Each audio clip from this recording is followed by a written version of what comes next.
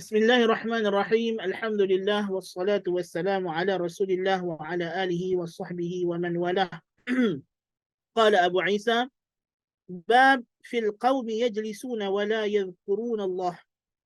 Kata Imam Tirmizi, bab pada menyatakan orang yang duduk dan mereka tidak menyebut nama Allah sama sekali dalam majlis mereka. قال حدثنا محمد بن بشار قال حدثنا عبد الرحمن بن مهدي قال حدثنا سفيان عن صالح مولى التوأمة عن أبي هريرة رضي الله عنه عن النبي صلى الله عليه وسلم قال ما جلس قوم مجلسا لم يذكروا الله فيه ولم يصلوا على نبيهم إلا كان عليهم ترة فإن شاء عذبهم وإن شاء غفر لهم. قال أبو عيسى هذا حديث حسن صحيح وقد روي من غير وجه عن أبي هريرة عن النبي صلى الله عليه وسلم. ومعنى قوله ترة يعني حسرة وندامة. وقال بعض أهل المعرفة بالعربية الترة هو الثأر. Bab ini menyatakan tentang hari itu kita bincang tentang orang yang duduk berkumpul menyebut nama Allah Ta'ala. Duduk berzikir, mengingati Allah Subhanahu Wa Ta'ala dalam majlis mereka. Apakah ganjaran yang mereka dapat? Bahawa Inna Allah yubahi bikumul malaikah. Allah berbangga dengan kamu di sisi para malaikat. Maka bab yang ke-9 ini menceritakan pula apa pula nasib orang yang buat sebaliknya. Duduk dalam majlis tidak ingat Allah. Maka majlis itu majlis yang penuh dengan sia-sia. Hanya menyebut tentang dunia. Hanya cerita kosong. Apatah lagi jika ada benda yang haram. Dan hampir-hampir sahaja majlis yang tidak disebut padanya Allah Ta'ala, tidak disebut tentangnya agama Allah, hampir-hampir sahaja tidak ada, melainkan majlis itu mestilah majlis yang ada unsur maksiatnya, sama ada ribah, mengumpat, memfitnah dan sebagainya. Maka dalam hadis ini daripada Abi Hurairah radhiyallahu anhu, daripada Nabi SAW, Nabi kata, ma jalasa qaumun majlisan, tidaklah satu golongan duduk berkumpul lalu mereka tidak menyebut nama Allah dalamnya dan tidak berselawat ke atas Nabi mereka. Nama Allah tak sebut, selawat atas Nabi pun tidak. Melainkan ia menjadi penyesalan, tirah, bikasri ta' wa takhfifir ra'. Yani tabi'ah wa mu'atabah. Yani satu penyesalan dan satu bebanan kepada mereka di hari akhirat. Kata Abu Isa, maknanya adalah hasratan wa nadamah. Penyesalan di hari akhirat. Ya?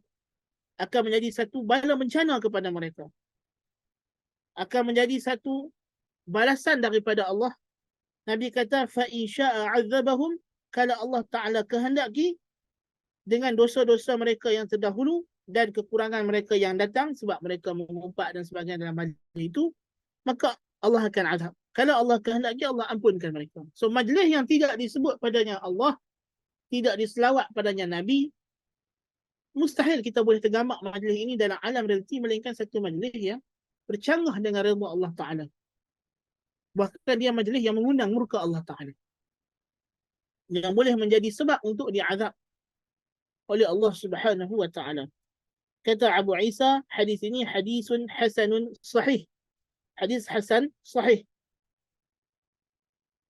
Diriwayatkan juga oleh Abu Dawud dan Tirmizi, oleh Abu Dawud, ya, dan oleh Ibnu Abi Dunya dan Baihaqi.